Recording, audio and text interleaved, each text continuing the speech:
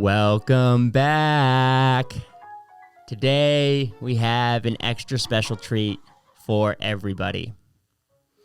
My guest today, she's a dancer, she's a physical therapist, she's a trained Pilates instructor, she is a leader in our community, she is the owner of CJ PT, my friend, Dr. Carrie Josie.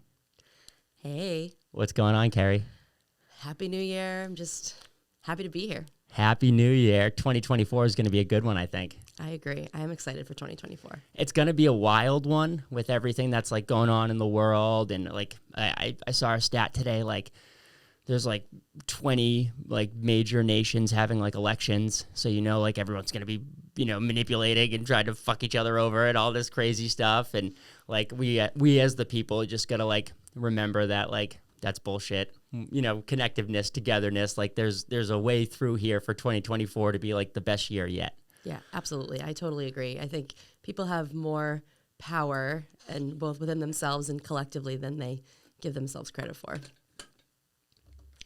Yes. I think that we have gotten that power taken away from us a little bit. And I think that like through a lot of the practices that you do, just having people be in touch with their body and having an understanding of their body and knowing that they have control, that they can like the mind follows the body follows the mind. So if you can teach the mind how to work within the body and say, okay, I can move my arm like this, and this is the appropriate way I'm moving my arm, you have control, and that's a whole like switch that you can, at least for me, that like in my life I was like, wow, I have control of this. When I started doing yoga, I remember I was through dancing. I was so like I had physical, emotional pain. I had emotional pain and depression, anxiety, all that. And I realized through physical movement I could heal that emotional pain. And I was like, whoa, there's some power in that I have control of that. Yeah, no, they go together. I think we definitely work more on the physical side, but it absolutely plays into the mental and the emotional and the spiritual even, because when you don't have control over your physical body, or you're in pain and then your nervous system's all out of whack, or it's heightened, or it's it just doesn't know what's going on, and when you don't have those things, you lack confidence, and then when you lack confidence, you start to get kind of depressed and just fearful, and it all goes together. And I don't think you can work on just one without the other. I really don't. I think sometimes you need to kind of start. It's like you kind of see, okay, where's the biggest area that sort of needs attention? You start there to kind of get everything going, and then start to pick away at all the other things, so that ultimately like you're working holistically all the time. Yeah, I couldn't agree more with you there. I think that it's somebody came on the show recently and said like the physical is like usually the easiest one to get, or the easiest one to get started with. You can just start moving your body a little bit in different ways, and it's gonna feel good. And then like you start to realize like, whoa, I have more energy. I feel like happier. I'm not as worried as I was, and it's like, we carry all of that emotional like trauma. We carry it in our bodies. We carry it in our nervous systems. And at least for me, I know that I do, and I see it, and I can see it in other people now that I've like realized going through my healing journey, like, wow, like that person's posture, the way that they're standing, the way that they're sitting, you can tell that they're not in the best place emotionally or spiritually, because they physically they're sick. They need to be healed. Yeah, no, and movement is so, for the most part, it's so accessible and easy. I mean, you can just get up and walk. Like people underestimate the power of just a walking routine.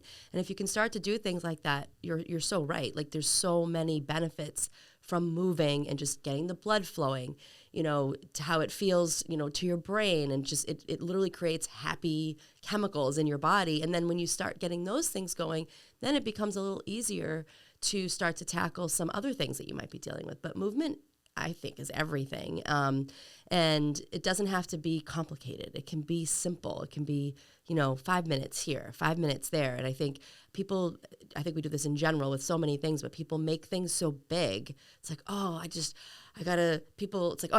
it's New Year's, right? I got to go to the gym. I got to start a routine. I got to do it. No, why don't you just get up 5 minutes earlier and go for a walk, or get up 5 minutes earlier and start by doing, I don't know, marching in your living room or some squats. Like, you'd be so shocked at what those little things can do. And what it does is it starts to build a healthy habit. And when you have habits, then you can build on those and start to do more and more things.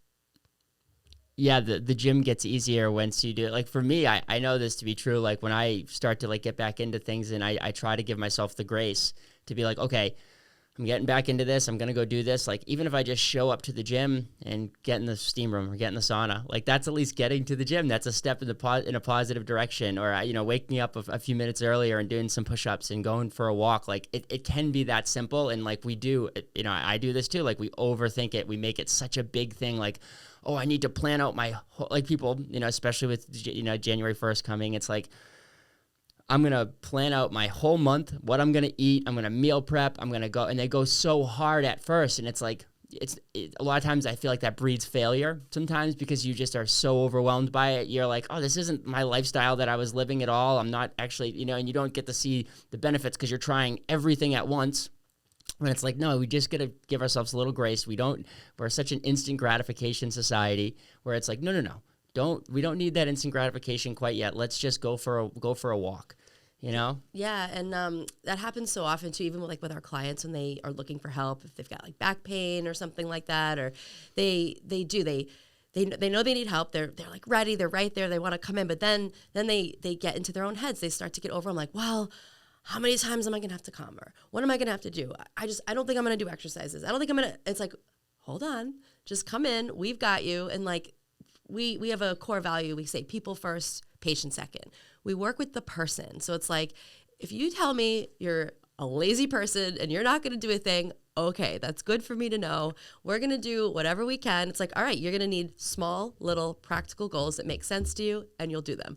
Other people are like, give me all the exercises. I want to do all of them. I need a regimen and a routine. Okay, let's do that.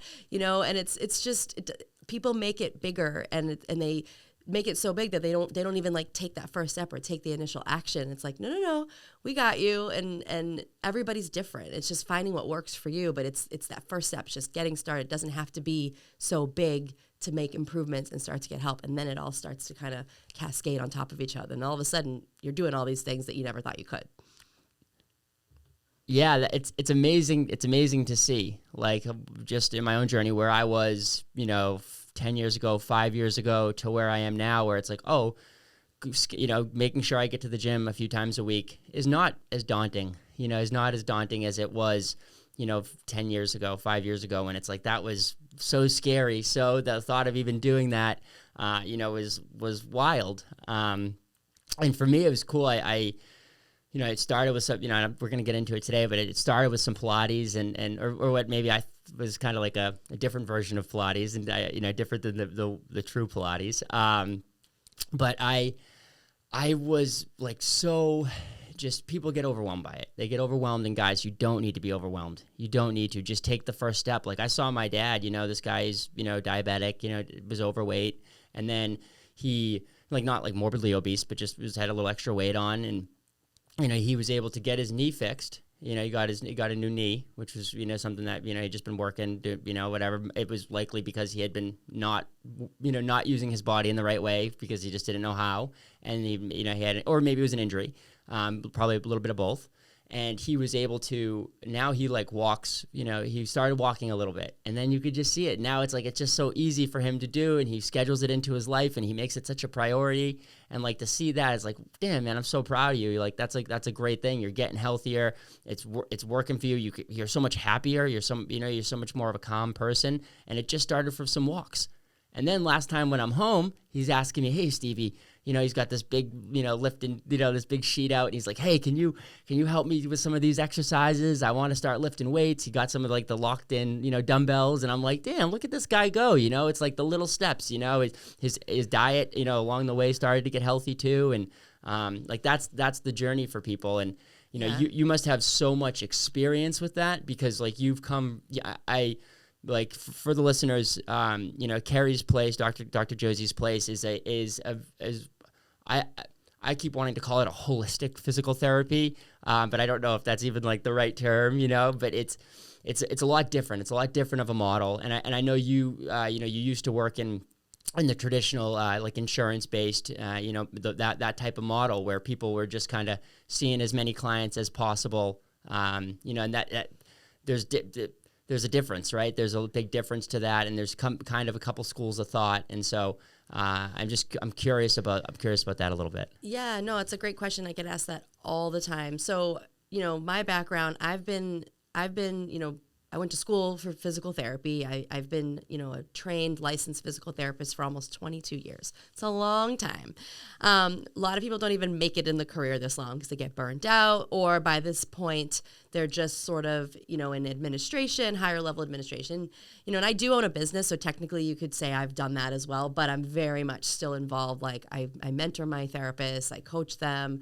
I love doing that sort of thing. I'll come in, I'll co-treat for tough cases, things like that. But basically at about 10 years in, I literally was starting to get depressed because I loved what I did. Like I never had regrets about, my career choice. I absolutely loved helping people because what makes physical therapy by profession unique is that unlike any other profession, with the exception of so medical doctors, chiropractors, dentists, we all get to, do our own assessment and evaluation and things like that. So we really get to create. And I always, being a dancer, I'm not sure what it is, but I've always had this sort of creation energy in me that I always need to use. So I loved this profession because of, I knew I never wanted to sit behind a desk and and some people love that, right? But I just didn't want to be like in an office type of thing. I knew I needed to move. I knew I needed to do a lot of different things, but I also didn't want to be in sort of a job where I was always sort of being told,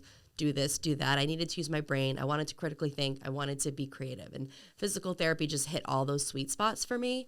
But what started to happen in sort of the insurance-based model is that you just weren't doing that anymore. You had to get, orders from a doctor, which you don't even need to when you're a physical therapist. You don't actually need that. Every single state, except for I think 2, allow you to do that because we've been trained and we have the ability to work with someone and figure out what's going on with you. And we know when you need to go to a medical doctor for things like we talked about earlier. Okay, actually, this does need intervention. This does need, a medication. This does need a procedure, but we have the ability to dictate all that. And it's better because you'll avoid unnecessary procedures and surgery, which so many people get. The statistics are crazy. So all that to say, about 10 years in, I wasn't able to do any of that anymore. Healthcare has changed a lot in my 22 years, and I know even before that, it was already starting to change. And I was literally looking for a whole new career. I was like, all right, what else can I do? I had been certified in Pilates. Could I just become a Pilates instructor and do that full time? Like, what else can I do? And luckily, I was living in Washington, D.C. at the time. I just fell into this sort of other model that I didn't even know existed where, physical therapists were just sort of taking ownership of what they did and going out on their own and just kind of ditching the insurance companies altogether. And there's a lot of people out there who share those values and are like, you know what, I don't want to be a number. I don't want to be in the system. I know my body. I know I need help. You're the person I want to help me. Like, let me just work with you and have that relationship with you. And that's kind of how it all started. And then, luckily I've built a business off of, clients that want that. They want that attention. They want to know that they're not being treated like a number. They want to know that, they can build a relationship, like just like they have a relationship with their doctor, just like they have a relationship like with their chiropractor. They want a relationship with their physical therapist, and this model allows that. And they can come and go as they please. Whatever they need, a tune-up, they can come in. They don't need to go through all these hoops just to come in and have an insurance company tell them what they can and can't do. And that's just doesn't make any sense. So that's sort of how I fell into it philosophically. And then kind of now what's happened is it's even worse now, but physical therapists are just getting burnt out left and right. There's so many amazing, talented therapists out there that, they'll last a couple years because they're young. They're like in their 20s, like, all right, it's good.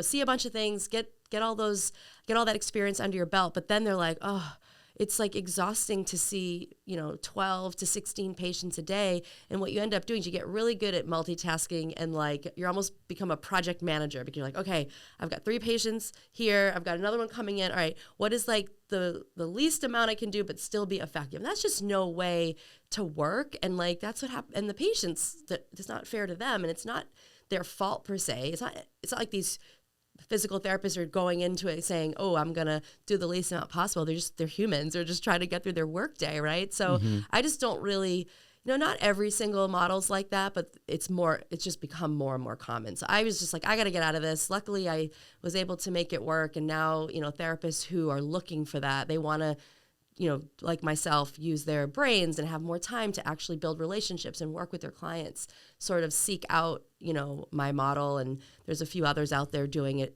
successfully as well. And, people ask me all the time, why don't you take insurance? I'd come see you if you took insurance. Like, no way. It wouldn't work. We wouldn't be able to deliver the same outcomes or experience that we're known for by, doing that. So I'm super happy ever since I made that change. And it's like, I can't believe I've been doing this almost 22 years, and not a day goes by where I'm not fulfilled and I'm not still learning and reading, and constantly, people come in with we specialize in back pain and like crazy back pain cases that I'm like, oh my gosh, never seen that before, but let's figure this out. We have the time to do it because we can sit and problem solve. We don't have insurance companies' demands over our heads. So that's kind of how I fell into that. And so yes, it is holistic. It is holistic, because we're able to we have the time and the freedom and, the business model to treat the person as a whole versus what, is on a piece of paper.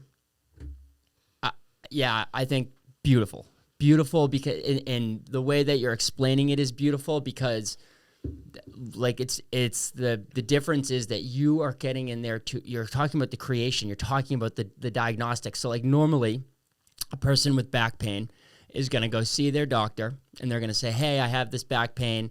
The doctor is likely going to, at first, here's 800 milligrams of ibuprofen, let's get you on that immediately, start messing up your gut. And ibuprofen can be good, don't get me wrong, but it does fuck up your gut too. And so then they have to say, okay, you can go see a physical therapist.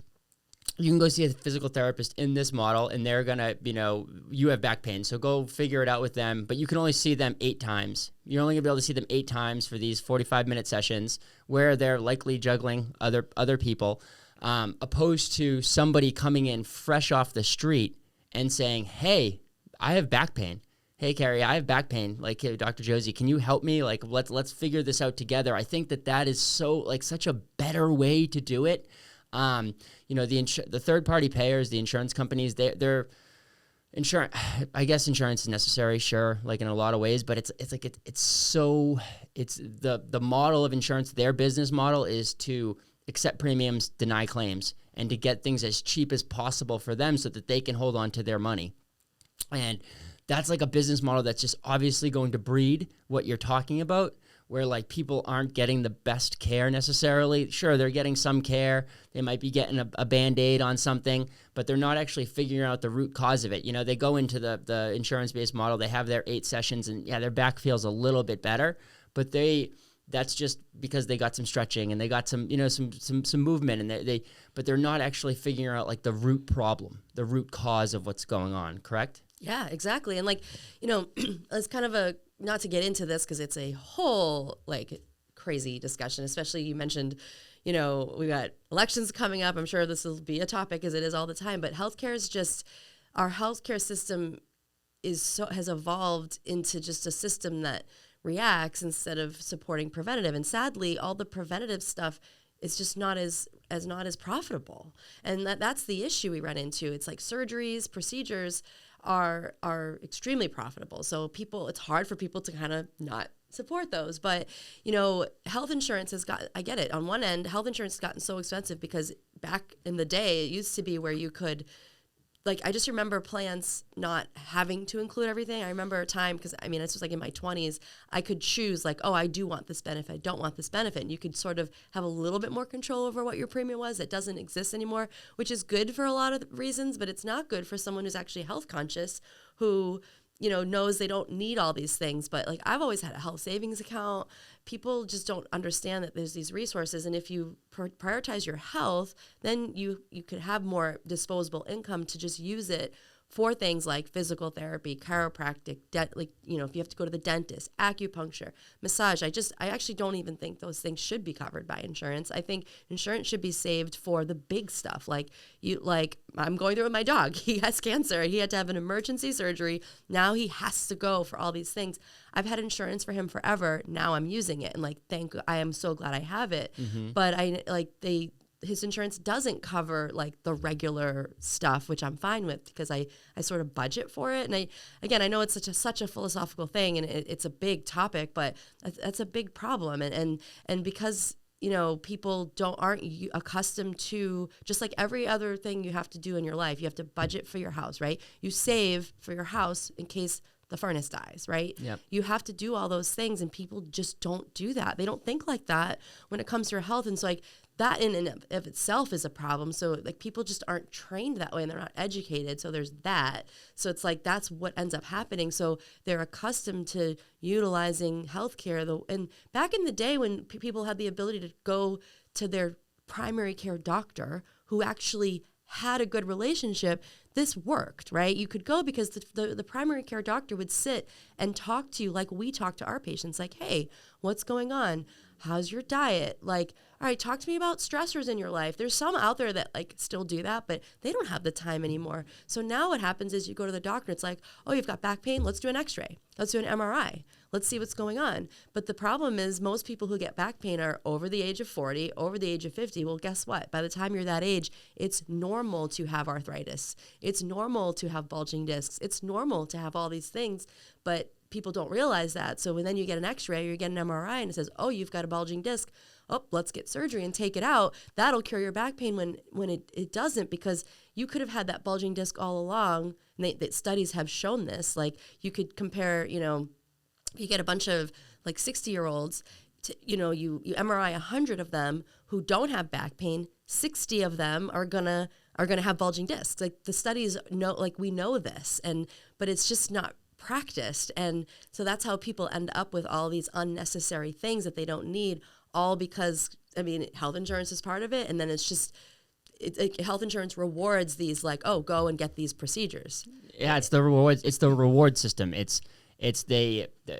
hit it right on the head. It's like, this is profitable. It's not profitable to tell to somebody their whole life who is, going there like, hey, you should be just checking up on this and making sure you have good health and making sure you have good movement.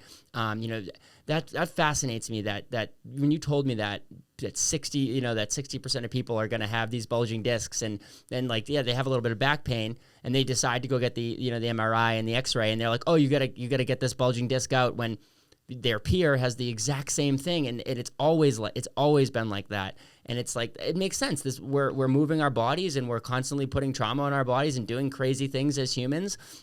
And then there's like injury that happens and stuff as well. So it just fascinates me that it's just because it's profitable. And the insurance companies, they've figured this out, and they only it's profitable to do a surgery. You can, you get paid, the person feels like a little bit better, whatever, and everyone makes out, really, besides the person, the patient, because then they just go through this trauma that they could have healed in a different way.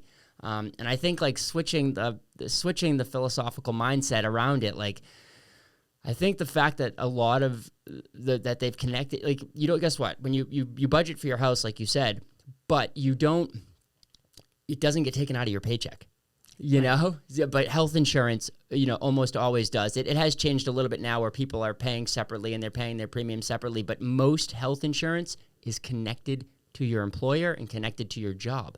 Like, that's not good. Yeah, no, I agree. And it's a tough thing because then again, if you don't have it through an employer, yeah, they still have that marketplace, but there's not much out there. There's not many choices, and it's not really any cheaper. It's a tough thing, and you need the insurance, because if something catastrophic happens, you're screwed. You're totally screwed. But I have health insurance for those reasons that I just said, but I don't really use it. My deductible's almost $8,000. And I go to my, well visits once a year type of thing, but everything else that I need, I pay for myself. But I know that and I plan for it. And I'm healthy. Like I don't, I'm very healthy. Now, if I did have something, chronic or whatever, I would hope that my insurance paid. But that's the thing, right? I would hope. You have this insurance, you pay all this money, and then you don't even know if they'll pay for it. Like they can still deny you. They can still say, oh, okay, we know that the doctor wants you to have this medication, this life-saving medication, but you know what? We actually aren't going to pay for that. Why don't you try this one instead? So like on top of all that, the real reasons that we need insurance, it's like doesn't even work. So I don't want to get into that because it's not my expertise. It's not my role. All I can say is I see it from a very small, microscopic, like orthopedic perspective. But when it comes to orthopedic health, I'm very much, I just don't think it works for people. I don't think it works at all, especially like in my profession. It's almost a waste. Like to kind of how you started. It's like, oh, here you go twice a week for 8 weeks. That is not going to fix back pain. I'm sorry. It's just not. And then what happens is people go and they do what they're told, right? Okay, I'm going to do what my doctor said 2 times a week for 8 weeks. Also, that's what my insurance covers. Then when their back pain's not better, what do they think? Oh, I tried physical therapy. It didn't work. No, that's not true. It's just that you went about it the wrong way. It takes us 3, 4, sometimes 6 months to help someone get rid of back pain, but it's gone. We don't necessarily see them twice a week. Sometimes it's once a week. It's what they need and what's going to work for your particular problem. I know that most of us associate the weather getting chilly with flu and cold season, but here at Dr. BeeWell, we call it bad sugar season. As Americans, we generally eat like shit. During this time of year, with the holiday and other related stresses, those horrible eating practices tend to get kicked into overdrive. We offer a solution in the form of full-spectrum RSO infused raw local honey because we shouldn't be walking around eating nerd rope all day. Why not let the bees handle the heavy lifting that your sweet tooth demands? I think it's fair to say that most people know how vital strength training is for long-term health and fitness, but find it hard knowing where to start. I'm here to say that also included me, Dr. Steve. You want to make sure you're doing exercises correctly, you don't want to get hurt, and you have no idea how to structure a workout program to get the best results. I've been there. In fact, this is where I found myself a few months ago. That's where On Target Fitness comes in. At On Target, every client gets their own custom strength program, tons of individual attention in their unique small group format, and the common sense nutrition and health coaching necessary to make a lasting lifestyle upgrade. As a new member of On Target, I'm not only seeing major changes in my body, but also my overall quality of life. In the past, I've struggled with using proper form. Well, let me tell you, whether it's Coach Joe or Coach Ryan, they've got you covered with technique. Even movement patterns as simple as walking have improved since I've started. When I was working out by myself without a program, I was often lost and lacked the motivation to challenge myself. Not at On Target. The energy and support in the group dynamic is truly game-changing. I have so much fun every time I work out. If you're ready for lasting change, don't hesitate to schedule a complimentary strategy session at www.ontargetfit.com. During this session, you'll learn a lot, make a plan, and only move forward if it's right for your budget, schedule, and goals. I met with Coach Katie, and she was awesome. So please, if you need that giddy up back in your life, get on over to ontargetfit.com and schedule your session today. So you're actually you're healing people. You are healing people. You've seen people come in with back pain where, like, I would like you to tell me, are these people some of them not able to walk right, or some of them not able to bend over? Like, what type of healing are you doing? It's all across the board. So we get everyone from really debilitating back pain and sciatica. Like people, they have, numbness down their leg. They sometimes have even lost some function of their foot. They have had to stop all the things that they love to do, like, sitting in the car and driving is really painful. Mm-hmm. So we get that, and that's going to take a longer time. So we've got to figure out, back to what we were talking about earlier, like, okay, why is it that one person, same age, same, same health, like same weight, all of that, right? Everything's the same. You've got a bulging disc, and this person, you both got bulging discs, exactly the same. Why does one person have debilitating sciatica and the other doesn't? And it comes down to, sometimes it's often movement. Okay, how are you moving? What are you doing?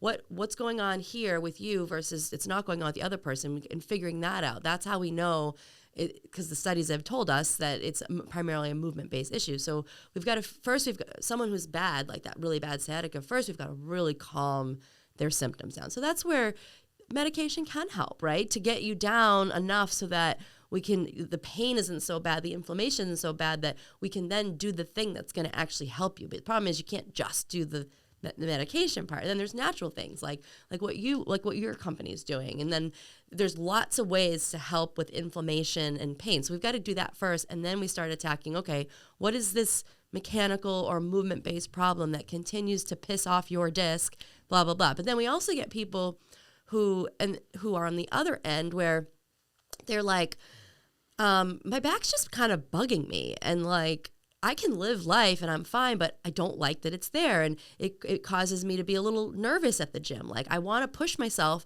but I'm afraid, and I don't want this thing to get worse because maybe they've had it before, their friend or family member, they've seen them go through it. So we get a lot of different, at like a huge range of that. But ironically, the person who's in really rough shape, they're going to get the most attention, like from the medical system.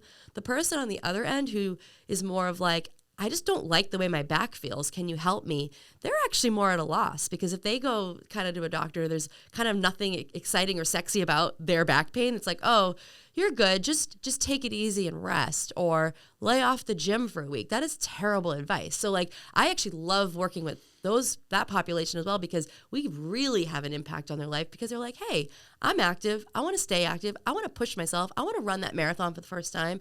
I want to I'm in the gym now. I'm feeling really good. I'm feeling really confident.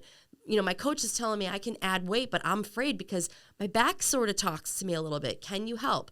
That's like, we also work with people like that too. So it's super fun. It's all across the board, but at the end of the day, the root causes are all very, very similar. Just one person has just had it go on a lot longer, and now it's turned into this huge painful thing, where the other person's just kind of, it's like their body's talking to them saying, hey, like there is something going on, but they're actually paying attention. A lot of people would just ignore that stuff completely, or just think it's irrelevant or not important. Yeah, you told me something that 80% of pain, 80% of all skeletal muscle pain is from mechanical root cause. So that means that my understanding of this is that people aren't moving their body correctly.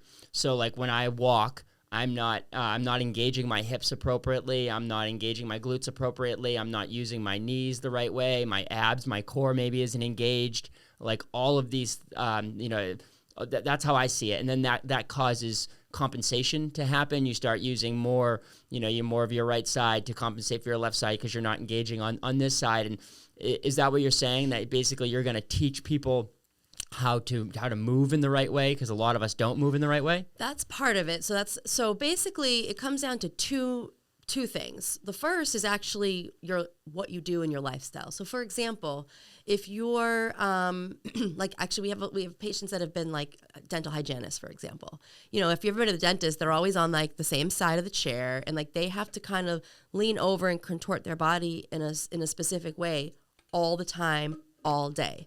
So that person, not only do we have to get things that aren't like they're in a very significant pattern all day, every day.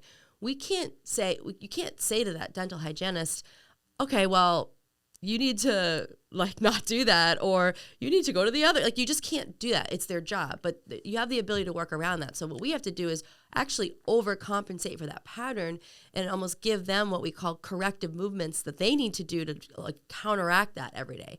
So that's an example of, okay, we've got this lifestyle that is created. The lifestyle and what you do typically is what creates the mechanical issue. It's because you just develop patterns for whatever reason. Like that's kind of a good example, because everyone gets it. Like most people go to the dentist, they know, oh yeah, the person's sitting on that side, and they always have to kind of like lean the same way. And there's things like that in everyone's life. So and they don't show up because they happen over the years. They don't show up typically till the 40s, 50s, 60s. That's because when you're younger, it doesn't affect you as much, and you move more generally. So there's that aspect of like, okay, what is your life like?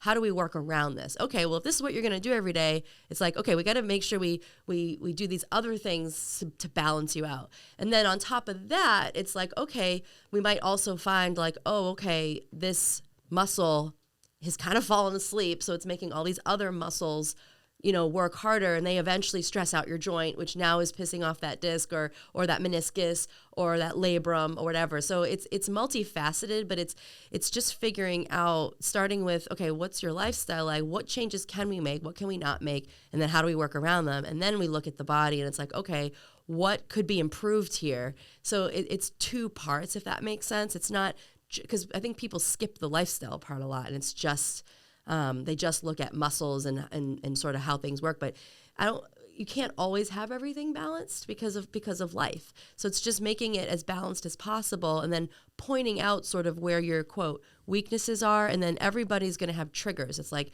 because once you've gotten to that point where you've got pain, like structures do just sort of get kind of compromised, if you will. But that doesn't mean you need to do anything drastic. It's just having an awareness. Okay, let's say we'll keep going back to the bulging disc example. All right, well, I know that area of my body is a little compromised. It's sensitive.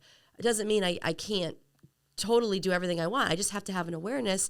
And then it's like, okay, I know that X, Y, and Z is going to kind of bring that on. No different than a cold, right? You know that if you let's say you go from a week of working 50 hours and then you get on a plane and you're traveling and you're going nonstop, like you're likely to get a cold. That's like, it's just a trigger. You can't, but if the healthier you are, the less likely you are to get sick. You know? It's just, it's the same exact concept. The other analogy I use is a lot of people like to wear sunblock on a regular basis just to, protect their skin from, the ultraviolet rays and things like that.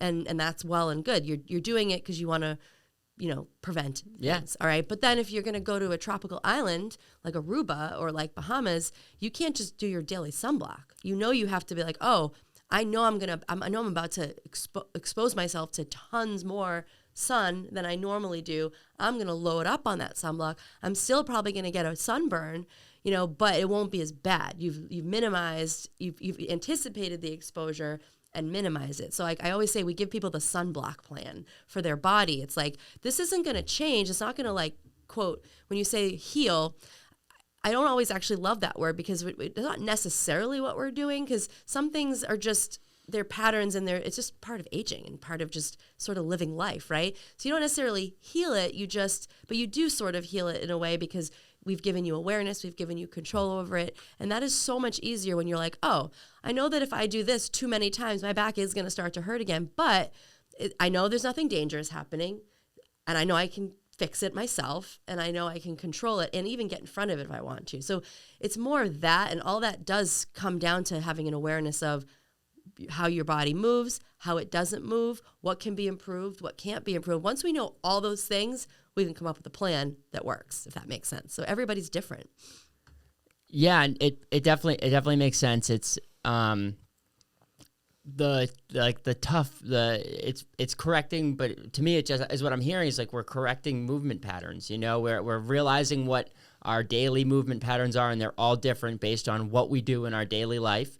Maybe me, I'm a podcast host, so I'm constantly in here and I'm constantly sitting down. I'm trying to make sure that I have good posture, but sometimes I'm like this and, bent over and hunched over. And so like just making sure that like I have awareness to that, like, okay, Steve, even when you're sitting down, you should be, engaging your core, and engaging your glute muscles. And like a lot of us, our bodies, we don't have that type of awareness. And like, so creating that type of awareness, I know through like a lot of like the yoga and the kin stretch that, the kinetic stretching that I've done, like, some of my teachers have told me like, you don't want, is what happens is you start to have the knee problem.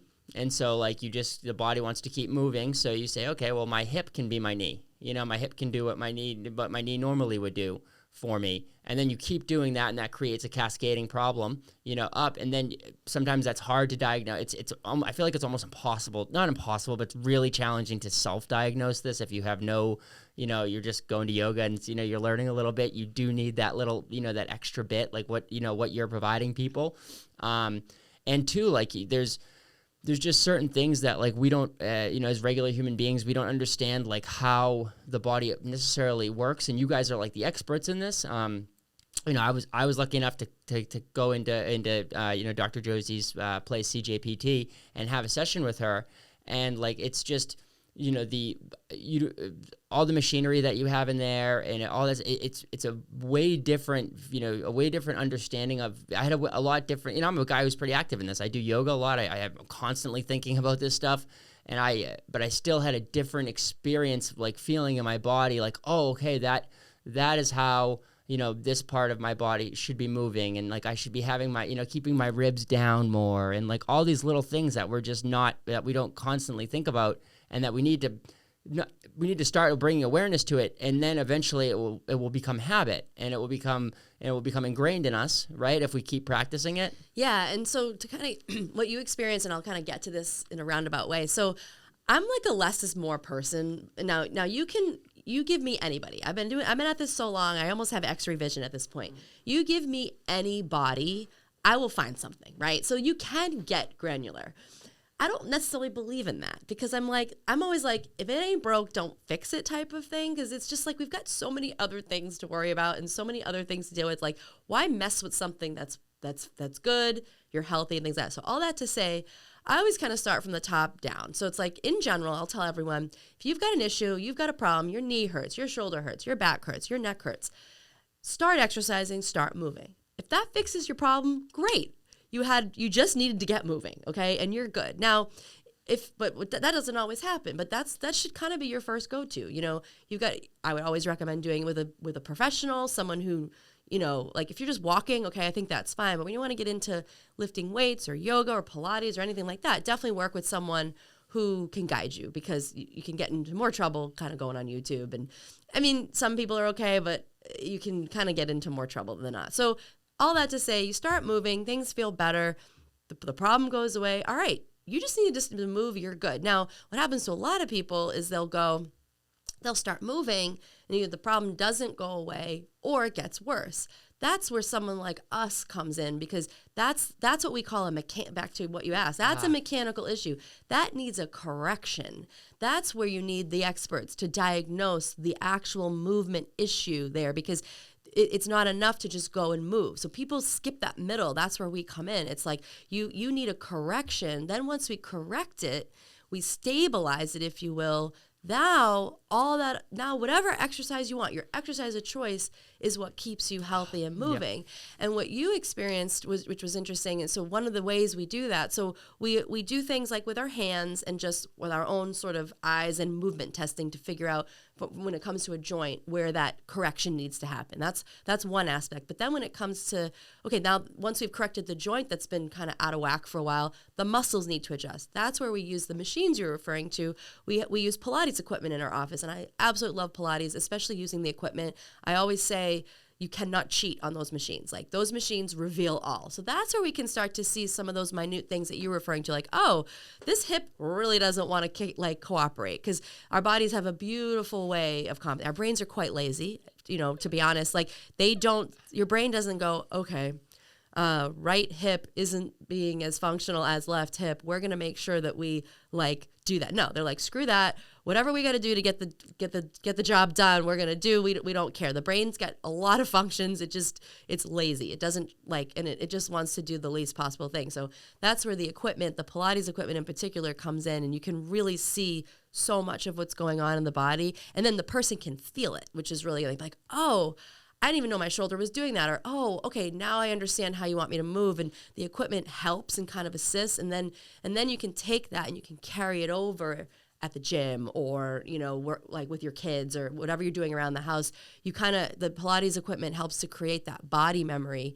It helps to kind of get all those little muscles that maybe are not kicking in and working together, so that they can not only learn how to move again and operate, but then you get that body memory, which is really good. And then you can kind of carry that over into other things. So that's when we get more into the, what I call, I don't want to say maintenance side of things, but it's like when regular movement, your regular exercises aren't working, you've got a problem. Okay. So that's when you need but that doesn't mean you need medical attention. You just need a movement expert to figure out first, okay, perhaps it's a movement correction or a mechanical issue, which 80% of the time it is. If it's not, that's where we, back to what we talked about at the beginning, that's where we'll say, oh, you actually do need medical intervention. Let's go here. And then you're getting things that are appropriate versus assumptions. And that's what I see all the time. Yeah, I think a great way to to explain it for me personally too is I started doing Pilates at a place that was had Pilates in their name, and I was like, okay, this is I was doing yoga there, and I said, okay, I can do some Pilates as well, just try out what this is, and they've got me in there doing glute bridges and all these little things, and I felt like it was a good workout, but I don't think that I think it wasn't making my body better. It was because I had these compensation patterns that were so ingrained that they had altered my muscles a little bit. They had inhibited movement, and whether it's and I don't know if it's people call them muscle knots or whatever it is, but I couldn't. I didn't have the same access to my to my left side of my body that I did on my right side of my body. And the more I did this stuff, the worse it would get. The worse it would get, and I couldn't really understand that until I started to pay attention more to I need to, for me, it was myofascial release is how I kind of started to figure out. I was like, oh, shoot, okay, before I do one of these classes or before I go do yoga or Pilates and I sit on my foam roller and I really, get into some of my hip, my inner groin, and I let the, and I don't know, I'm not the expert, but I think I'm just letting those muscles know. I'm kind of waking them up and saying, hey, we exist. They're so tight. They just weren't working. They were just surviving so that the right side of my body could move and get me through the day. And so I had to start to figure out okay, if I and I only did this because it felt good and it made me feel really good. It made me feel like I would always say, oh, I have more access. And I would sit there and I would do all this foam rolling and myofascial release with different little balls, like tennis balls and lacrosse balls, at different places. And that's what really made me start to be like, oh, I could change these movement patterns. And then the rest of the stuff got got a lot easier, I started to see more benefit from it. Am I explaining what you're talking about? Yeah, you're actually illustrating it perfectly because you went in doing, so basically, what you described, just kind of doing bridges and things like that. That's a kind of a global, full body type of exercise. When you're doing full body exercises like that, your body's going to do what it's capable of doing at that moment, right? So that's what you experience. And what was happening is it was bringing out the compensations, because you were essentially adding more load to your system by doing more, aka the exercise. It brought out these things that were already there, but you had been fine doing the other stuff. It wasn't affecting you. So lucky for you, not everyone we all have different levels of body awareness. Some have more than others, right? So you happen to have a pretty good sense about these things. So you said, okay, well, let me try this.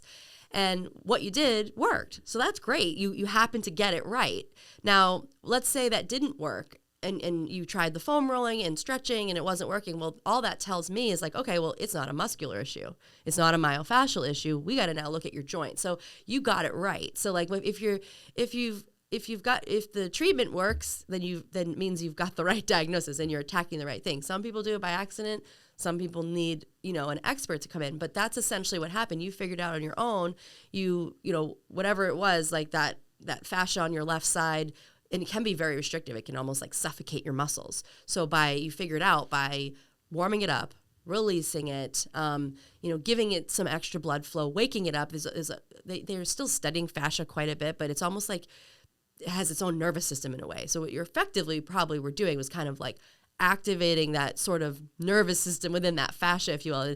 Anatomically, there isn't its own nervous system, but it's kind of what they're starting to think about. I feel that. Yeah. So whatever you did allowed you to then access what you needed to access so that your workouts felt good, right? And that's Pilates will do that as well. Pilates definitely goes more on the myofascial muscular side.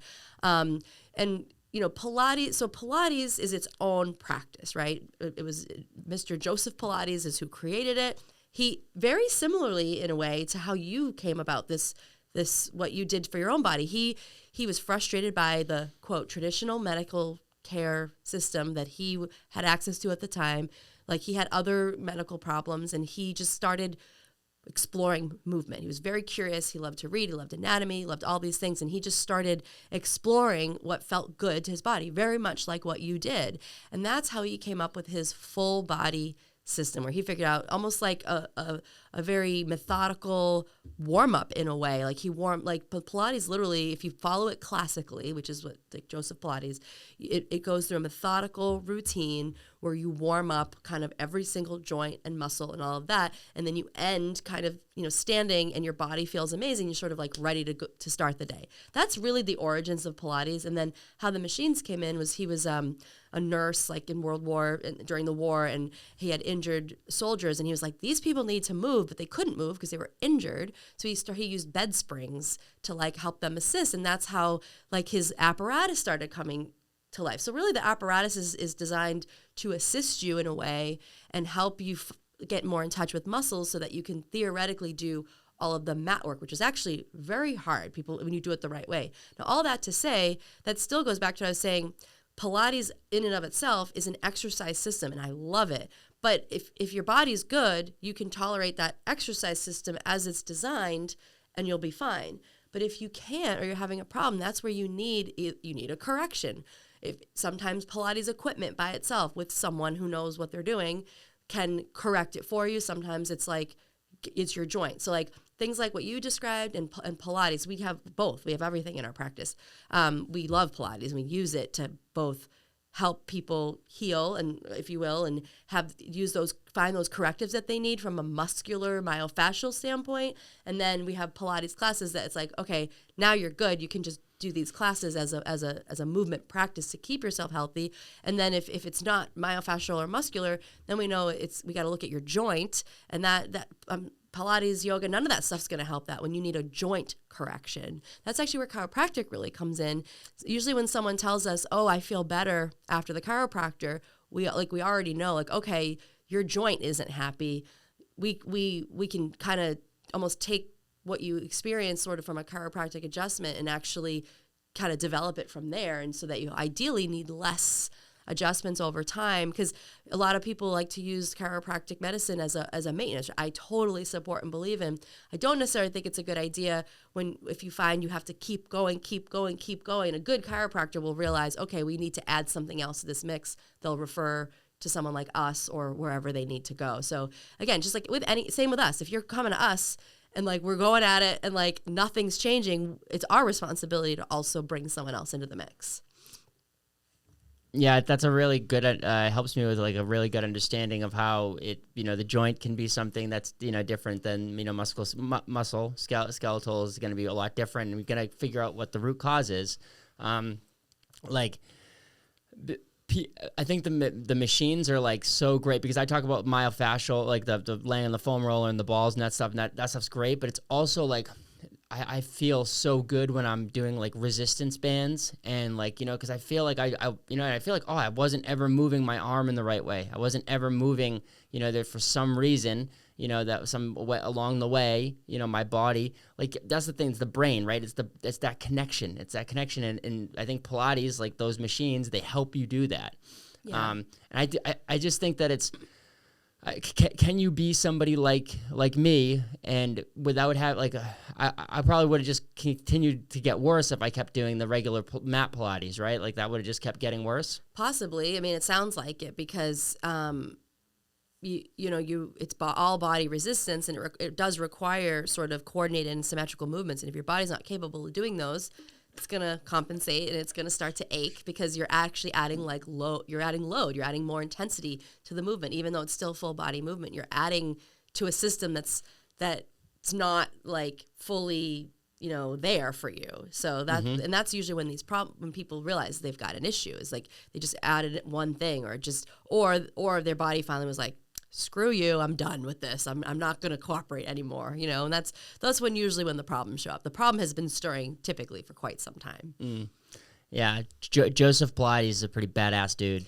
Yeah, I would have loved to have met him and talked to him, but like it's just I can only imagine, like, again, a lot has evolved too. Like I one of the things with Pilates, I would say, and now people have shot, like, now there's this thing called contemporary Pilates, and for good reasons. I do think it exists because I love Pilates. I was a dancer, as you mentioned, my whole life, and then when I wasn't dancing anymore, I was like, nothing felt the same, and I was like, what else can I do? And then I discovered Pilates, and I was like, oh my God, this is, my body knows this, it loves it. Like, I do Pilates, at least once a week, if not more, and I absolutely love it for my body. But all that to say, like, Pilates was done back in like the 1800s. We had different lifestyles then. People weren't sitting as much. They weren't sitting in front of computers as much. So people tolerated, like, Joseph's version of Pilates a lot easier and a lot better.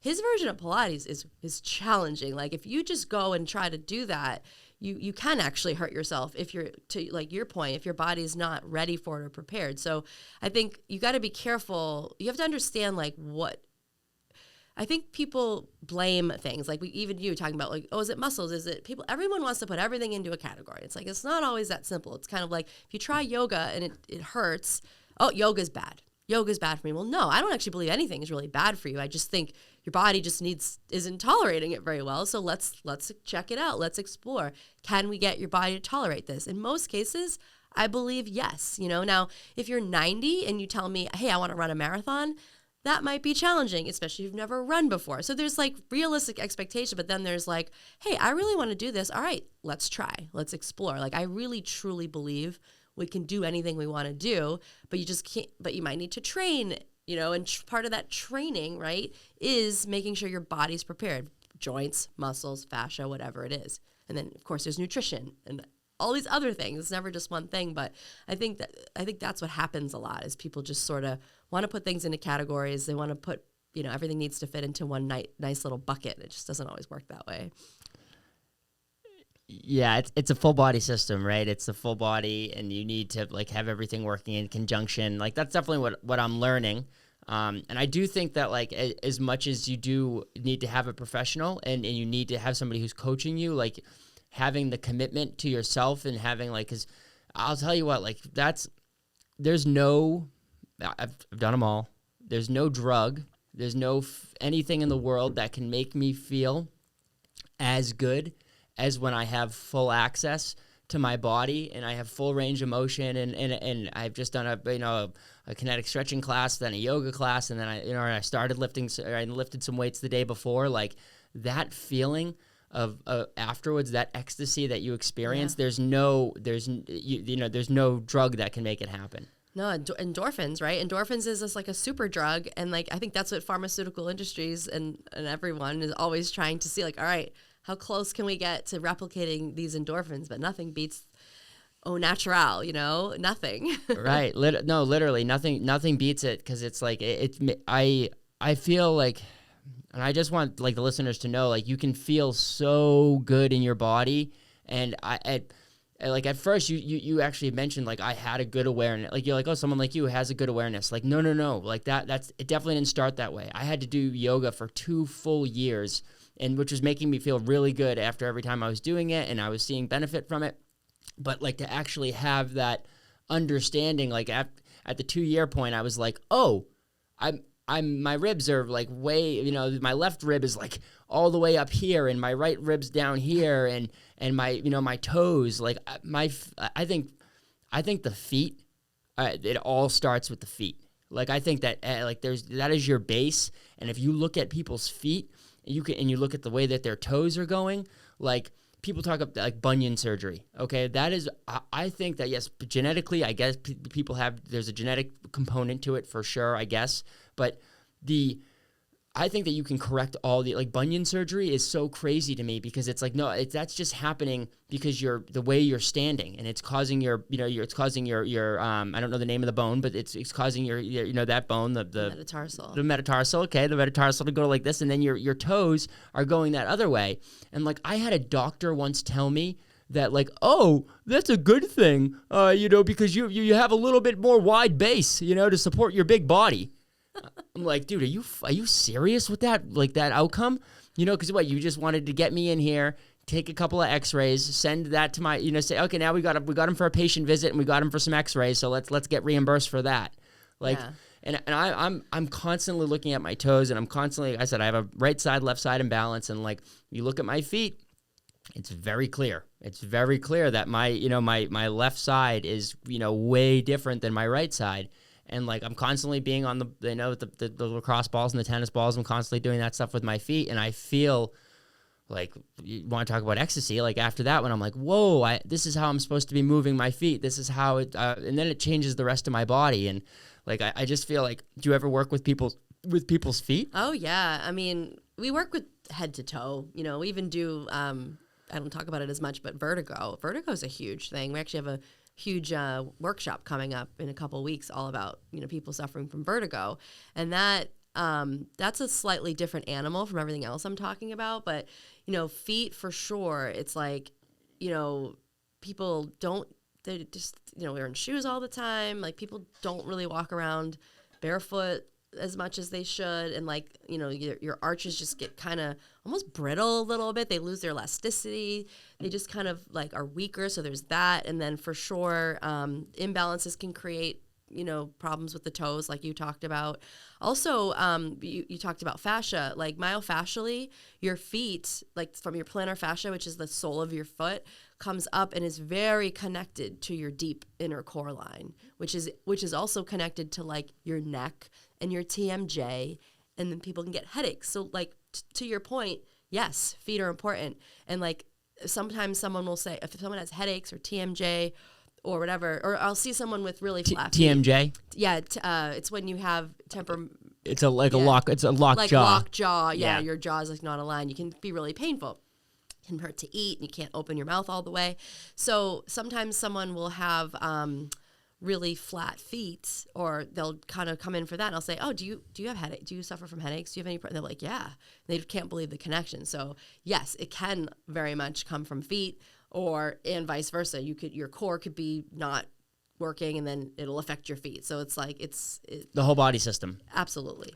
Now, do you believe like reflexology that's like directly correlated to the feet? Is there anything to that? I'm not as familiar with reflexology, so I honestly can't comment. But I'm open to anything. I really am. I truly believe, like, if you have a problem, like if you try something and it's solving your problem and it's working, great.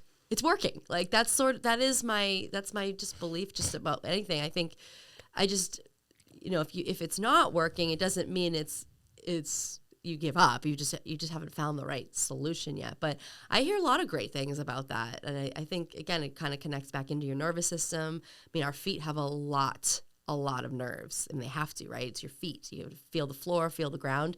So it makes sense that something like that would work and be really effective. Yeah, I love like being barefoot. I love taking my shoes off. I think that's one of the reasons why like yoga is such an important thing, is like just because people are getting their shoes off and they're being barefoot, and it's funny. I people would see me at the gym. I put my headphones on, and I'm a dancer. I love to dance. It's how I feel happy when I'm dancing. And so I will literally put my headphones on, and I take my shoes off until I get yelled at. Some gyms don't allow it, and then I go to another gym. And they're like, okay, we'll accept this guy. I literally just dance around the whole, in between my workouts. Like I just dance around the whole gym, and I'm barefoot. I am wearing socks, which I wish that I didn't have to do, because I think that actually is inhibitory as well. But I guess there's a hygienic component to it as well if you're lifting with other people and stuff in a place, in a shared space. But I 100% like very much so believe in being barefoot and connecting to the ground. Like when I lift weights, it's like it's a game changer. It's an absolute game changer. And I see people like wearing shoes, and I'm like, no, why are you doing that? Don't do that. To me, it's like a huge component. Yeah, no, I agree. I think sometimes people can't go barefoot because they've developed sort of restrictions in their feet over the years. So that's where there needs to be a guided approach to getting to barefoot, right? And I think that's also too like where people can get in trouble. It's like, oh, I heard barefoot is really good. Let me go do it. And it's like 0 to 60, and then they create problems. So again, it's just figuring out where you're at and knowing where you want to go, and then okay, what are the steps needed to kind of get there? And but no, I agree. If you can, the more you can train your feet and be comfortable barefoot, the better off you are, for sure. Yeah, like obviously too, I think there's like a connection to like the when you're getting on, like people call it grounding, when you like get into the you put your feet on the earth and in the grass and stuff, and like you want to know what I love? My favorite thing with my feet is sand. I love sand. Sand is because the way that it supports your body, so you have different access. You have different. Oh man, why is my right butt cheek sinking into the sand so much more than my left butt cheek? Like when I'm walking, why is my my toes? I like to like make sure I'm getting all the way in. I do these when I'm on the beach and whenever I have the experience, the time to do that. It's like it's magical. It makes me feel so good, and I just get worried that like we're gonna, as like this as technology continues to increase, we start getting into the metaverse and like all these things that are just getting us away from that. It's like, we, like you said, back in the 1800s, people didn't need to move like this. They didn't need to have all these like extra things. You didn't know. They would have thought to us like, what the fuck is wrong with you guys? You're going to the gym? Like, no. That you need to save that energy so that you can be, farming, and you can be doing your job, and you can be, whatever. I always talk about farming because like that's a thing that a lot of us were doing with agriculture, and that's a very physically demanding job. But like I see the farmers now. I was in Vermont last weekend, and my brother-in-law out there. He's a farmer. He's a great farmer, and he's also like the president of a bank. But he's a farmer, and this guy his movement is so healthy. He's like 45 years old and his movement is so healthy, and he's just so, and he does a little bit of yoga, but he doesn't have to do the lifting of the weights or anything like that, because he knows how to use his body, and he's been using it forever in the right way. And it's like, that's probably how like most of us were, and now we have to like make time to go to the gym, 3 or 4 times a week, or not necessarily the gym, but like working out in your different modalities 3 or 4 times a week.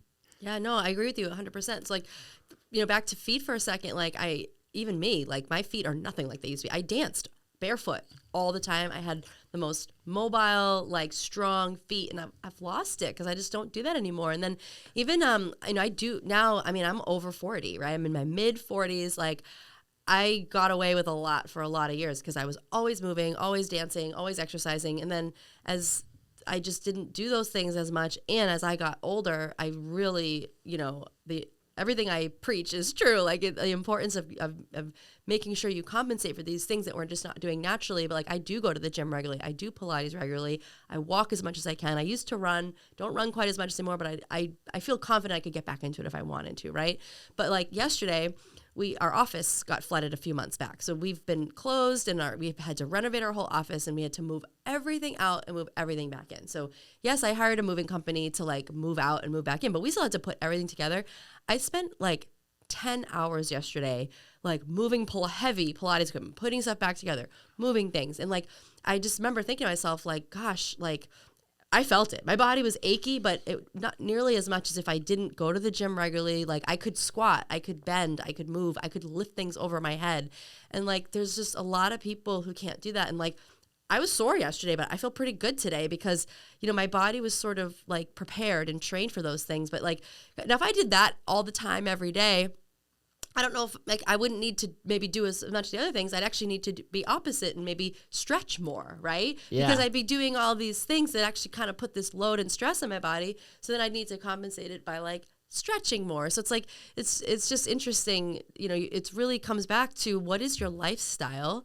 The farmer does not need to do as much as like you or I, because they're out there, they get the vitamin D, they're in the sun, they're moving, they're walking. So they need to maybe rest a little more and stretch a little more versus like the person who's sitting or just doing the same thing every day. We've got to make an effort to like walk, to get out, to lift heavy things because we don't do it, and work on our bodies. Like that's why I don't just go to the gym. I do Pilates as well, because I need that full body, like that from the inside out sort of stretching and strengthening aspect. I also love yoga. I think especially to what you said, being like on your feet, I think yoga is phenomenal to help. I think people don't work on their balance enough, and it's a full body. And I love the mental, spiritual aspect of yoga that I think people really. I have my own sort of spiritual practices that I do, and like I don't do yoga quite as much, but I think for so many people it's like invaluable.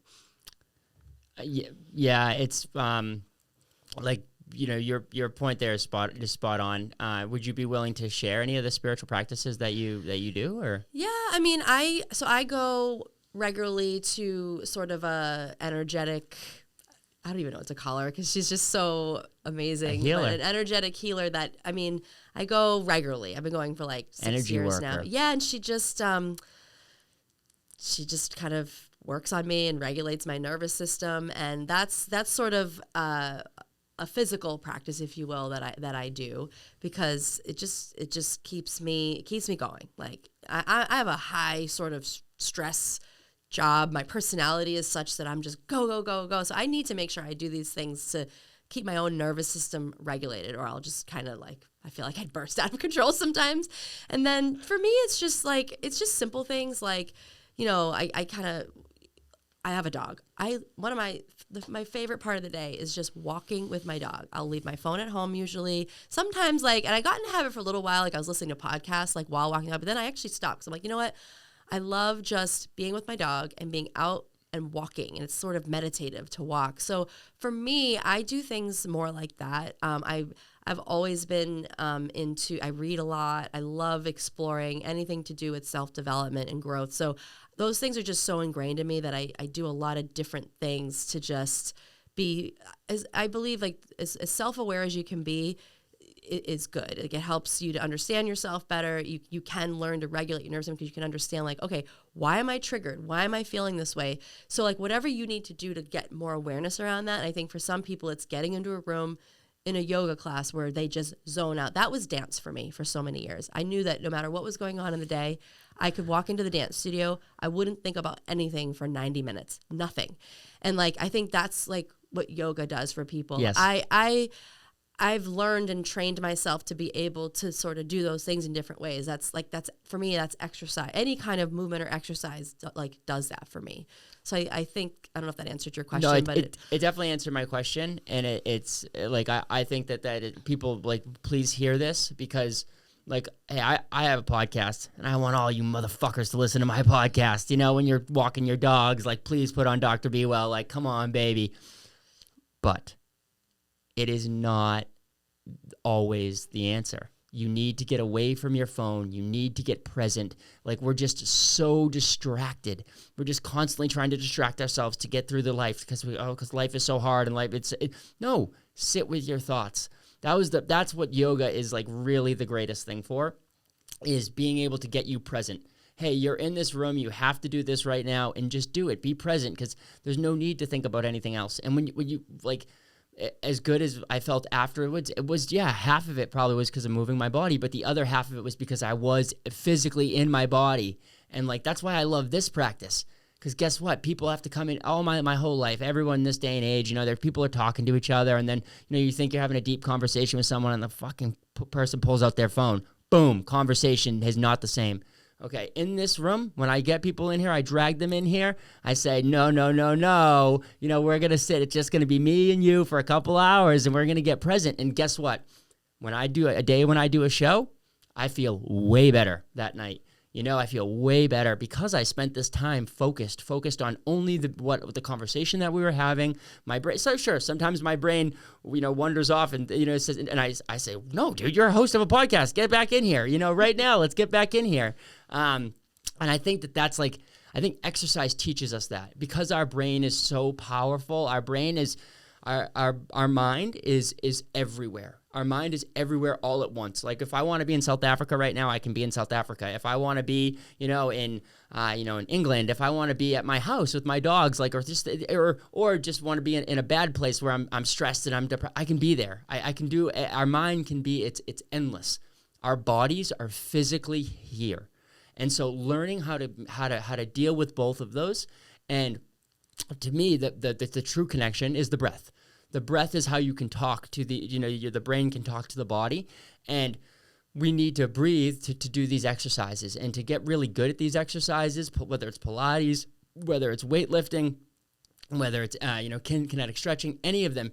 You need to have such an unbelievable breath pattern, and you need to make that connection to let the body know. And like everybody, like just please just go take some time, walk your dog, read a book, stop thinking about someone else, put your phone in another room. Don't even keep it in the same room as you, and like, hey, when you're having a conversation with your family, you're having a conversation with your friends, get the phone off the fucking table. Don't walk into a room and put the phone on the table because like you're so worried about, or what is it going to beep off? Is it going to go? No, man, that's not the way. That's not the way. We need to it's not our fault. Technology was put on us and it's been exponential, and it's like, okay. And then the powers to be, everybody wants, capitalism. Everybody wants profit from us. Everyone wants to control every aspect of it. And so we as the people need to just say, okay, no. There needs to be time and space.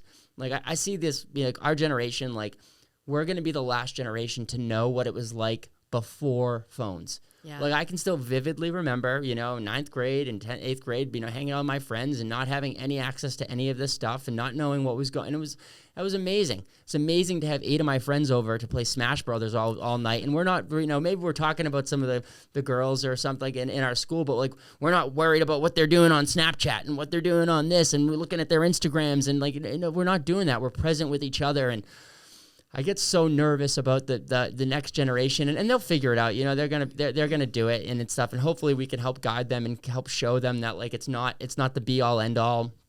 But like even when I go to the gym, I see people who are younger than me, and I see them and I'm like, fuck, man, like you don't you don't need to be on your phone. Sure, I like to listen to music when I work out. I do, and that's you have headphones and that's fine, but like I don't always do it, and I have different practices within the gym where I don't bring the headphones in. I'm seeing people always like, they're going to the sauna, they're going into the steam room, and they're bringing their headphones, and it's like, that, guys, guess what? Like you maybe that's good for the physical. That's good for the physical because you're still getting a sweat in, you're still getting that thing. But like what I'm trying to do in the sauna is I'm trying to calm my nervous system to let my body's telling me, dude, you shouldn't be in this type of heat. This is a little bit too hot. Get the hell out of here. I'm trying to push myself into be present. No, I'm right here. I'm right here right now dealing with this, and this is the way. The biggest tenet of the show: the only way is through. And you have to do it. The only way is through. And like, when you're constantly just trying to distract yourself, like, sure, you're getting through it, but, not really. It's kind of, it's kind of shitty.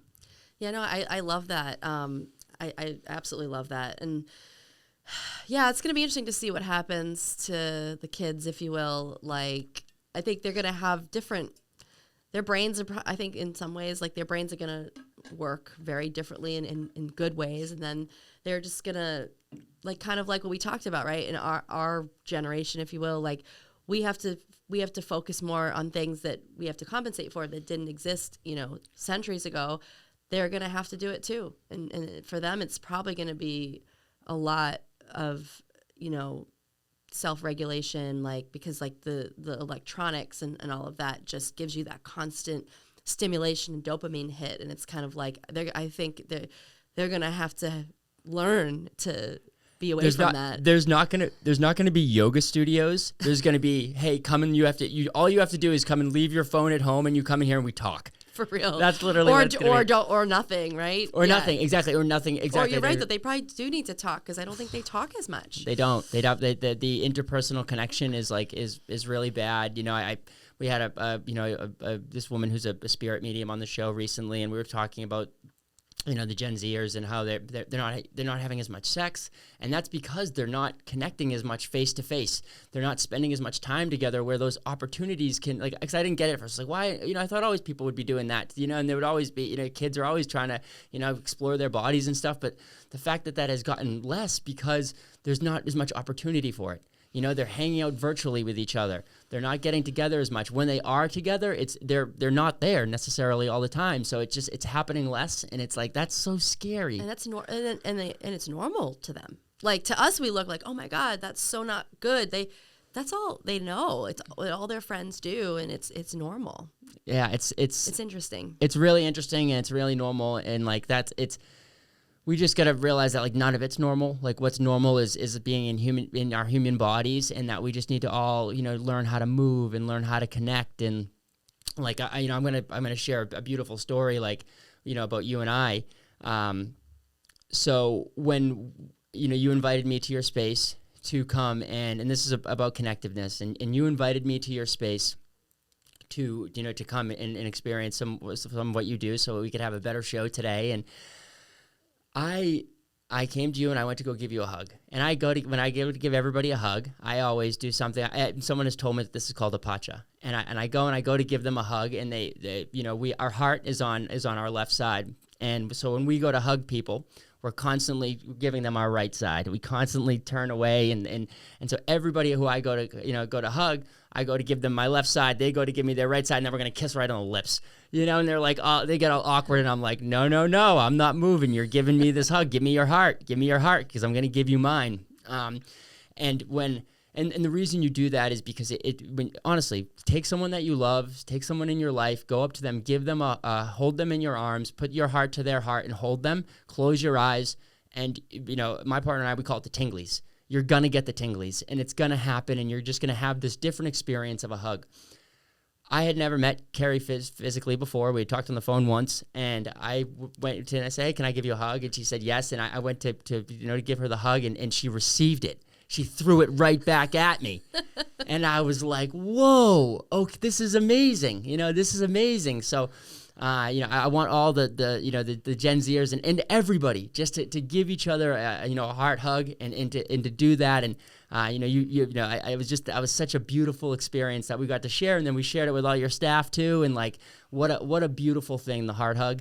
And like, just if it's that, maybe that it's not the yoga studio, it's the heart hug. Hey, you come in here and you get a couple of hugs, go hug that person for 10 minutes, heart to heart. Like, it's such a feeling that we need. And I was just so amazed when you received it the way you did. And it just, our relationship immediately went from like being pretty awesome, pretty cool, being friendly, excited about doing this, to being like, holy shit, now we're truly, truly connected. Yeah, no, I love that you did that too, because I had actually had experienced that and learned about that before from someone else, and that was the only time ever. And then when you did that, I knew immediately, like, oh, okay, like I knew what it was, and I was like, okay, this person gets it, if you will. Yeah, you told me that you had it was a gentleman, I believe, who like preaches this, right? Yeah, like he goes around, he does, and he wears a heart on the side. He has a T-shirt with a heart. Yeah, I've heard him speak a few times. Anil Gupta is his name, and which I know is a common name, but like he taught me that the first time, and it was pretty cool. Yeah, maybe we'll have to get him on the show. The three of us. We'll just we'll start it off with a nice little heart hug, and you'd probably love that. I'm telling you, man, it's like it's just this. It creates a whole new experience, and it empowered me to like, once I started doing it and bringing it to life, people resonate with it big time, and I think that it doesn't catch with everybody, but like I know that there's people who are. People who do it, and then they keep wanting to do it, and they keep realizing it. It's like, and it's because we are human beings who want to protect our hearts. We want to, keep that away from people. And I just thought that was such a beautiful thing that we got to share. Yeah, that was great. Do you, I just want to touch on one thing that we talked about, and not to circle back too far, but I just want to educate people a little bit more about the HSA, the health savings account. Because like most people do have access to this, through their insurance. So like, Can you just explain what from the business from somebody who uses it personally and somebody who allows people to do this within their practice? Can you just explain it a little bit more? Yeah. So the health savings account is a technical vehicle where anyone who has what's called a high deductible plan. So your insurance plan has to qualify for it. If you have a high deductible insurance plan, you should definitely have a health savings account. Some employers will offer them for you and they'll even contribute to it, but you can open up your own. So I've almost always had what's called a high deductible plan. So I've literally had a health savings account since I was 25. But what's great about it is it, unlike a flexible spending account, which people are often familiar with, that's also offered through it's only offered through your employer. That's a use it or lose it. You can choose throughout the year to get a portion of your check put into this flexible spending, but if you don't use it by the end of the year, you lose it. But health savings account is your own savings vehicle that you can have, that you can contribute a certain amount every year. I don't know exactly how it works, but you get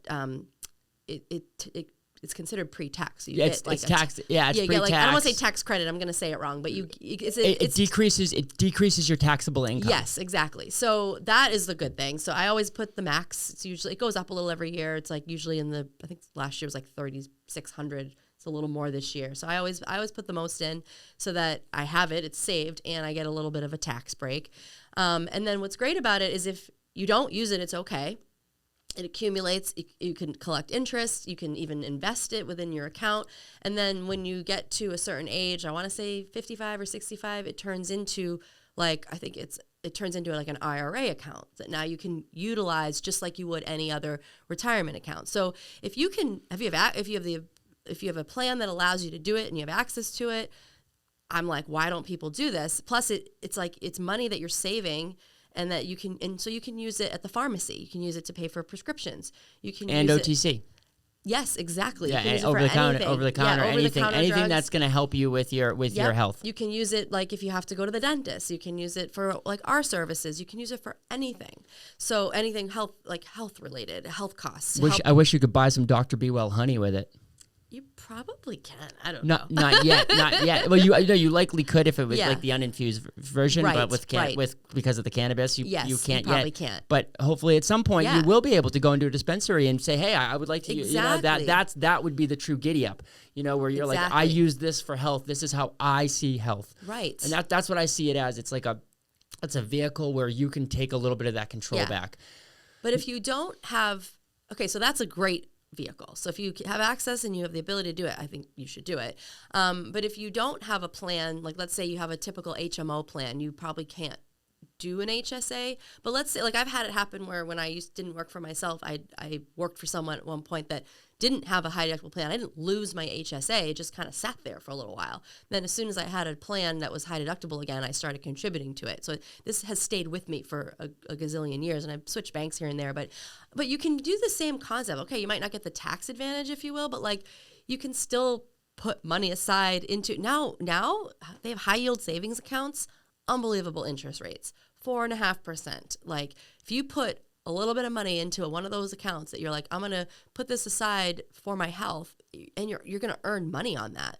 I mean, it's amazing. So like you can kind of utilize the same concept by yourself. By yourself. It's literally like, it's just, It's hard for people to do that though, just because we're so trained to, it's through your employer. You through this. So like, I think that this should be something that's mandated across every insurance company. I think that you should, and not only that, I think that the insurance company, like whatever you're paying for your premium, if you're not using service, they should give you some more of that back, and it should go into this account so that you can use it for preventative care. Oh, that would be beautiful. Wouldn't it? Because then the insurance company, they're actually making out, because it's like, okay, this person isn't using the money, and I'm going to give them a little bit of it back, which they never want to do. They never want to part with it. But I'll give them a little bit of them back, because if they do this preventative care now, then they won't need the catastrophic stuff, for the last 10 years of their life, the last 20 years of their life, they're able to have such a more health conscious approach to it themselves. So like, I think like creating a new vehicle where this is something that is used on every insurance company. Every insurance company has to offer it to their clients. You have to they do help. If you're not using it, it's reimbursed. Like you can be able to buy gym memberships with this. Oh. You can be able to buy yoga memberships with this, like all this stuff. And I think you can do that now. Yeah, I think some plans will give you like credits or give you like reward points, if you will, if you do things that are good for your health, which is great. But I think it really just comes down to it's so complicated. There's so many. I'm in the industry, and sometimes I have a hard time explaining it or understanding all the ins and outs. But it's just so complicated. And like I understand that's the sort of the pro for people wanting to get like universal health care. I don't know. I think it's a whole different animal, and I think it works in countries where people, because they've had it for so long, they actually are accustomed to not getting the care that we're used to here. You can't just take our healthcare model, flip a switch, and make it universal. It's way too expensive. Mm-hmm. So that's what I think people don't understand. So like, you got to advocate. At the end of the day, that's what kind of, even just in our little corner of the world, like with just physical and musculoskeletal, it's all about empowering people to advocate for themselves, have control over what they can do and choices and all of that. And I sort of live my life that way, and that's kind of how I approach my own healthcare. It's like, I don't want to rely on anyone else. I just do what I can to give myself the best possible shot and stay healthy. Mm-hmm. Yeah, and it's like we need to just make that possible for as many people as we can, and not necessarily. I think you're already doing it. You're by providing, by showing people in the community that it's possible, not only through yourself but through your business. I think that you're doing your part. I'm over here trying to do my part by bringing awareness to it, and I think that it's not. I mean, everybody is. Like everybody is sick this way. I think that like what would you say the percentage of people are that are actually like moving healthily and have good posture in this in this world that like it's probably pretty low. I hate to say it, but yeah, because I mean I'm healthy. I hang around healthy people. So like for me, it's hard to say, but then you travel, you go to other parts of the country, and you see different lifestyles and different things, and it's wild. It's wild. It's scary, and I don't know what the solution is, but I do think it starts with awareness and education. I think, and then people need to just have more of an awareness, and I think people honestly don't know that like what they're doing is harmful or not good. They don't. They don't. They think really it's fine. They think that it's fine. They think it's fine to eat at McDonald's a couple of days a week, and they think that. And then what's sad about that is they think, oh no, McDonald's was bad, so now I'm gonna go and and then I go to the grocery store and I have like all these options ahead of me that are like prepackaged food that is like that is marketed as healthy, and then like these people think they're doing the right thing. I know, and it sucks. It's so sad, and it's like I at some point I probably was like one of those people, and I just have been lucky enough to kind of catch lightning in a bottle and surround myself with more healthy people and have the just whatever privilege I have, I just see it and I get so sad because I'm just like, most people, they have no idea, and we're just so confused as and it's like, and it really comes down to like the profitability. It's more profitable to get people eating this shit, and that's what these profit centers want to do, and it's like somehow figure out a way. Like I think capitalism is great, and I think that but it's like we need to not have capitalism that's so dictated by like so few people who are so in control of what what we're putting in our bodies, and like like this isn't even touching on like that there's plastic all in our food and all this other bullshit, like even our healthy food. Even somebody who's going to get an apple, and it's like you have fucking you have plastic in your apple, and it's like that's so bad. I'll never forget, this was way at the beginning of my career. I was like a brand new baby PT working in like the typical insurance model. And usually like in that model, you'll go in and like your therapist will go get you, and you'll get parked on a bike for like 10 minutes, or you'll get whatever. So typical, I was like 22 years old, whatever. So I remember sitting at the little note-taking station, and like there were two patients on the bike, and they were like riding the bike, kind of talking. And this one woman was talking to the gentleman who was fairly overweight, and they were like talking about like wanting to lose weight and things like that. And somehow like nutrition came up, and the woman said something like, oh, got to have a balanced diet. Like eat more vegetables, things like that. And I'll never forget the guy goes, oh, like, you mean like French fries? Like, he had no idea. And like, you know, a couple of us at the time kind of chuckled, but then I remember being like, oh, it's just like, but he was like well-meaning, like at least he was talking to her and asking her questions, but he had no idea. He thought potato, French fry. Like, okay, I'm eating a vegetable. And this was a long time ago, but he can't be alone. No, like, Carrie, he's not alone, and there's still people who like think this, and like it's because it's just so hard, and like we just aren't taught these habits. Like again, our generation, you know, we kind of in our parents' generation, like a lot of packaged food came into the market. You know, let's put it on the shelf for as long as possible. And then like they thought this was great because they had food insecurity. You know, their parents had food insecurity during the Great Depression, and they're like, oh, this is great. We can keep all this food for so long and it doesn't go bad. And like, you didn't realize that, like, you know, that it was not nutritious. And like, and that's the good thing about technology is we do have the ability to share this stuff with people, you know, now like, hey guys, guess what? This is bullshit. You know, this is bullshit. And we should be like, and you are seeing it like a rising tide, and hopefully, but like hopefully the goodness can just win. Hopefully we can just keep raising awareness to it, and people can keep, you know, getting a little bit better each day. And, you know, the French fry guy can, you know, someone can help educate him a little bit. And like, it's just, it's daunting, but it's, if we don't become more aware, it's going to be, you know, have you ever seen the movie Wall-E? It's like a Pixar movie, and it's like literally, it may not be Wall-E. I think I know what you're talking about. Yeah, they're just like, they're in these chairs all day, and they're drinking big gulp sodas, and like that's literally where we'll be at. And then like people will die, you know, they just have this like 50-year lifespan. You know, people are talking like, you know, and that, which will be really sad, is there's another group of people, some people who have a lot of access to resources and money, and people who can, you know, do all this stuff that you know, they can go to the chiropractor, and they can go to the, you know, to the PT, and they don't have to worry about that. You know, it's not going to take away from feeding their kids or whatever. And so they can do all this other stuff too, cold plunges and saunas and massage and all this stuff that they can just, you know, and eat healthy. They have a chef, they have whatever. Like those people, there might be a time where we have some people who are dying at 50, and like, you know, 80% of the population, and then 20% of the population is living to 120.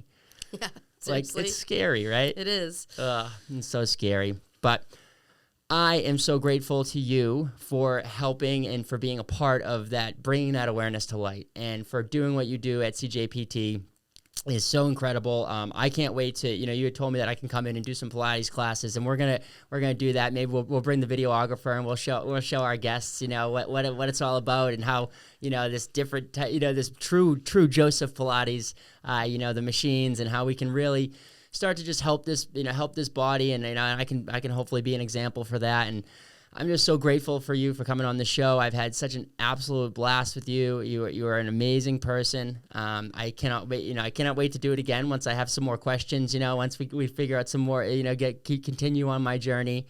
So thank you so much for being on the show today. You are absolutely amazing. And guys, if you know, where can the people find you if they want to have your services? Yeah, no, well, thank you for having me on. This has been such a pleasure, and I very much want you to get into the studio and try some Pilates, and maybe even make it a regular practice for yourself. But if people want to get in touch with us, definitely visit our website. It's cjphysicaltherapy.com. And if you are in pain or you're looking for some help, you know, right on that website, you can request to talk to any of one of my specialists or myself for free. That's what we do for everyone. We do not take anyone on as a client. We want to make sure that, number one, we can help you, that you are a good fit for what we do in our model. It's not for everyone, and make sure that like we're what you're looking for. So that's the best way to get in touch with us if you're looking for help, whether it's, you know, Pilates-based movement, or you're having pain that just isn't going away, and you've tried a lot of various things that we talked about today, and it's just not cutting it. Definitely visit our website, cjphysicaltherapy.com. You can always call us, 603-380-7902. We still, good old phone works. And then we do have various workshops that we do from time to time. So like our next one's all about vertigo. So if people who are suffering from vertigo, that's another topic that I don't personally work with vertigo clients, but I have an amazing specialist, Dr. Holly, who's just absolutely amazing, who works with people who are suffering from vertigo. And there's she's better at talking about it than I am, but there's different. Holly rips. Yes. Holly is amazing. But we're going to actually do this masterclass together because she is the expert when it comes to vertigo. So I'm excited about that because that's a very debilitating problem. And I write articles for the newspaper, and my article this Sunday is about vertigo and sort of how it impacts you at work and things you can do. So if you are suffering, you could read that. But we're going to do a masterclass together. So that's our upcoming workshop. But when is the workshop? It's on January 23rd. It's a Tuesday, and it's actually on Zoom, so anyone can attend. They're usually from 6 to 7, and we just do a lot of education and help people. It's primarily to bring awareness to the situation and realize, okay, I don't have to just go and like people take medication for vertigo too, and it just doesn't really work as well as like trying to take an active approach. And with something like vertigo, you do need a specialist like Dr. Holly to sort of get rid of the problem, if you will. But then again, just like we do with everything else, she works with you to teach you strategies and ways to manage it. A lot of times it's getting in front of the problem, but then if it kind of attacks, if you will, you've got better strategies and someone to call to get help. But that's our next masterclass. But yeah, visit us on our website. A lot of information. We have free resources for just about everything. You can download free guides for back pain, knee pain, vertigo, neck and shoulder issues. So we're all about education. That's like what we love to do. Well, that sounds like a true giddy up to me. So, thank you so much for being a part of the show today. It's amazing, guys. Check her out at cjphysicaltherapy.com. Definitely get in there. And thank you all so much for listening. As always, we will see you guys next time. Giddy up. Thank you.